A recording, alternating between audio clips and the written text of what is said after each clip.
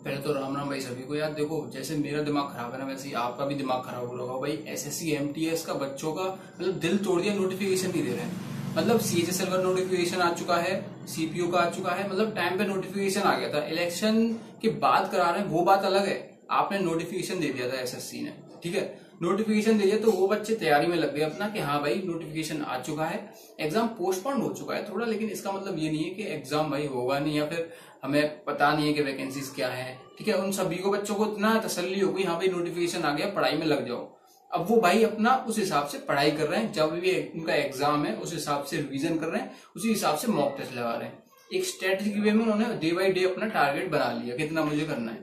अब SSC MTS वाले भाई जो मेरे जो हाई स्कूल करके निकले अभी 1-2 साल हुई है, या फिर जो बिगिनर्स हैं, ठीक है, या फिर भाई जो डेडिकेटेडली एसएससी एमटीएस के लिए फोकस कर रहे हैं, क्योंकि भाई उनकी जीएस अच्छी है, ठीक है, इंग्लिश अच्छी है, और उनको उनका ही वेटेज सबसे ज्यादा है एसएससी एमटीएस में। तो ये भाई दिमाग खराब करने वाली चीज है। मैं भी बहुत सारे बच्चों से बोल रहा था एसएससी एमटीएस 2024 का नोटिफिकेशन भाई कुछ ही दिन में आ जाएगा।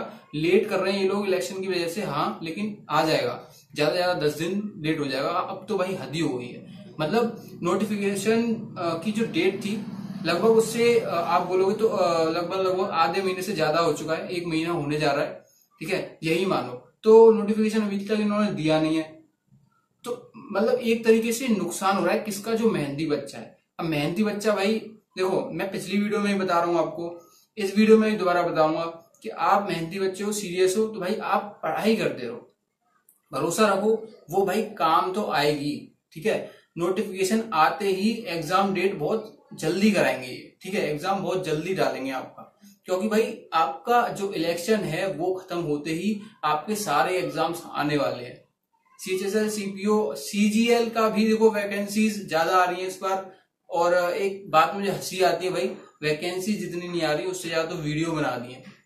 वैकेंसी 15-20 हजार आ रही है, 15-20 हजार तो वीडियो मिल जाएंगी कि हाँ भाई एसएससी सीजीएल की वैकेंसीज बढ़ रही है, वैकेंसीज बढ़ रही है। मतलब जो मरे हुए थे ना मुर्दा, वो भी जाग जाएंगे, हाँ भाई तैयारी कर लो एसएससी सीजीएल की। मतलब हद होती है। किसी ने आरटीआई लगाया है नहीं लगाया है किसी को नहीं पता, जो बस वीडियो बनाना है कि हाँ भाई वैकेंसीज आ रही हैं, एक ने डाल दिया तो सबने डाल दिया। 100% अगर आपके पास डेटा है तभी उसको दिखाओ।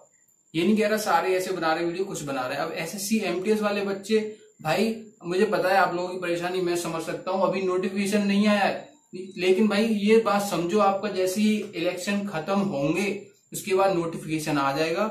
लास्ट डेट ये ज्यादा मतलब फॉर्म भरने की जो आपकी जो ड्यूरेशन होती है वो ज्यादा नहीं देंगे, ठीक है।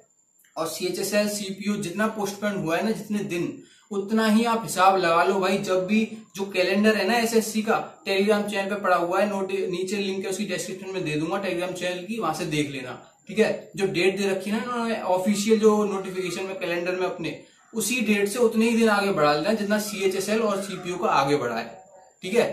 एक एसएससी जेई का एग्जाम होता है वो अभी करा रहे हैं जून में स्टार्टिंग में, ठीक है। तो भाई ये बात आपको समझनी पड़ेगी कि नोटिफिकेशन आए या ना आए, ठीक है, उससे मतलब नहीं है, अपनी तैयारी बढ़िया रहो। अभी पता है 90, मैं बता रहा हूँ 95% बच्चे, और बोलो तो 99% बच्चे वो जीएस को, इंग्लिश को अभी सीरियस ले ही नहीं रहे हैं, ठीक है। वो ये सोच रहे हैं कि भाई जब भी नोटिफिकेशन आ जाएगा उसके बाद में प्रिपरेशन करूंगा। वैकेंसीज की चिंता मत करो, वैकेंसी चाहे कितनी भी हो, कंपटीशन उतना ही रहता है, उतने ही लगभग फॉर्म रहते हैं, पर सीट कंपटीशन वही निकल के आता है। और ये चीज आपको यकीन नहीं है तो पिछले साल का आप जो भी डेटा है वो उठा के देख लेना। अभी वैकेंसीज आने वाली है, मैं बता दूंगा आपको, फाइनल रिजल्ट आएगा उसके बाद भी बता दूंगा आपको। देखो भाई ये कंपटीशन रहा था पर सीट, तो भाई उसकी टेंशन मत लो, वैकेंसीज कितनी क्या आएंगी, तैयारी में लग जाओ।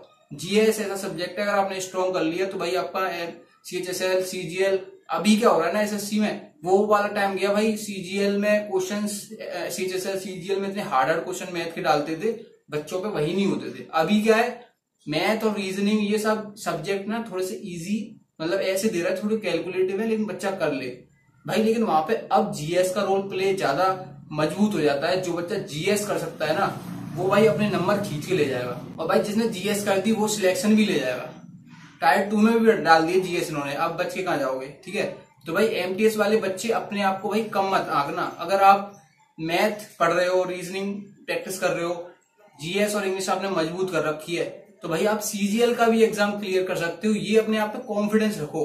आप ट्राई नहीं करते हो। सीजीएल के एग्जाम में बल्कि कम कंपटीशन मिलेगा आपको एज कम्पेयर टू एमटीएस। मैं बता दे रहा हूं आपको, एमटीएस का एग्जाम कहीं हद तक किस्मत पर भी डिपेंड करता है मेरे भाई।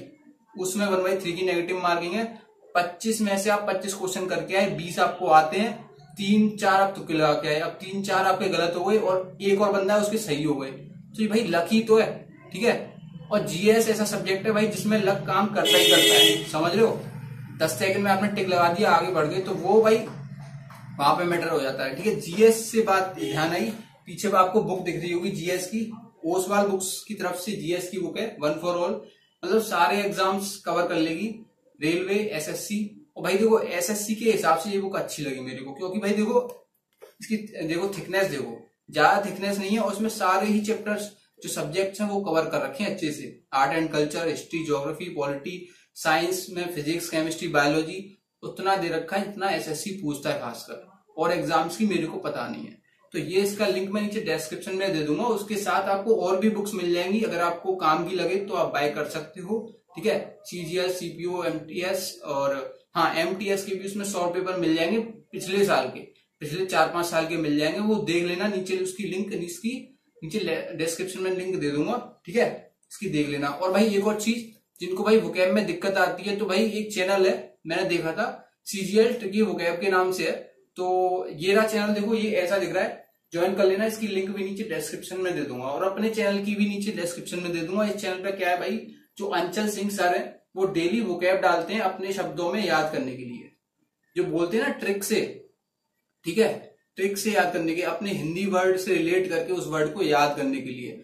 तो वो वर्ड आपको भाई एक बार याद हो गया तो आप महीनों तक भूलते नहीं, ठीक है, क्योंकि वर्ड ही कुछ ऐसा होता है कि आप भूल ही नहीं सकते, क्योंकि हम हिंदी से बचपन से जुड़े हुए हैं, ठीक है। मोस्टली जो बच्चे देख रहे हैं वो हिंदी में ही पेपर मतलब हिंदी जानते होंगे, ठीक है, तभी देख रहे हैं। तो भाई उसको भी देख लेना, चैनल को ज्वाइन कर लेना। इनका पेड सब्सक्रिप्शन कोर्स भी है एक शायद, ठीक है, तो इनका अलग से एक चैनल है प्रीमियम, तो उसमें ये ऐड कर लेंगे आपको, इनका पेड भी है, तो उसमें अच्छे से और अच्छे से कराते हैं। बाकी आपको फ्री वोकैब तो डेली मिल ही रही है, तो ज्वाइन कर लेना। नीचे इसकी लिंक नीचे डिस्क्रिप्शन में दे दूंगा, ठीक है। काम की बात ये थी मेन चीज कि आपका भाई एमटीएस का नोटिफिकेशन भले ही लेट हो जाएगा, लेकिन आपका एग्जाम उतना लेट नहीं होने वाला, ड्यूरेशन कम देंगे। फॉर्म फिलअप देख लेना, कम होने वाला है, कम ड्यूरेशन रहेगी तो कम फॉर्म फिलअप होंगे।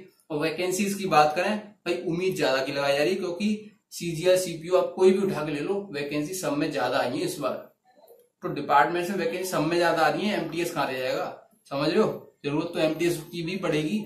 एमटीएस केवल एकमात्र ऐसी जॉब है जिसमें सबसे ज्यादा आप बैठ के पढ़ाई कर सकते हो, ठीक है। और कोई मिडिल क्लास बंदा है, ठीक है, उसकी एमटीएस की जॉब लग गई, तो भाई उसके लिए वो एमटीएस की जॉब मतलब इनफ होती है, समझ लो। सैलरी भी इतनी कम नहीं है, इतना एमटीएस भले ही 10th मांगा हो, उसमें सैलरी इतनी कम नहीं होती, महंगाई भत्ता और आपको एचआर वेचआर बहुत सारी चीजें जुड़ के सैलरी अच्छी खासी बन जाती है। बताऊंगा किसी दिन सैलरी, चलो ठीक है। आज की वीडियो में इतना ही रखते हैं। वीडियो को लाइक कर देना, चैनल को सब्सक्राइब कर लेना आप नए हो तो, और जय हिंद जय भारत।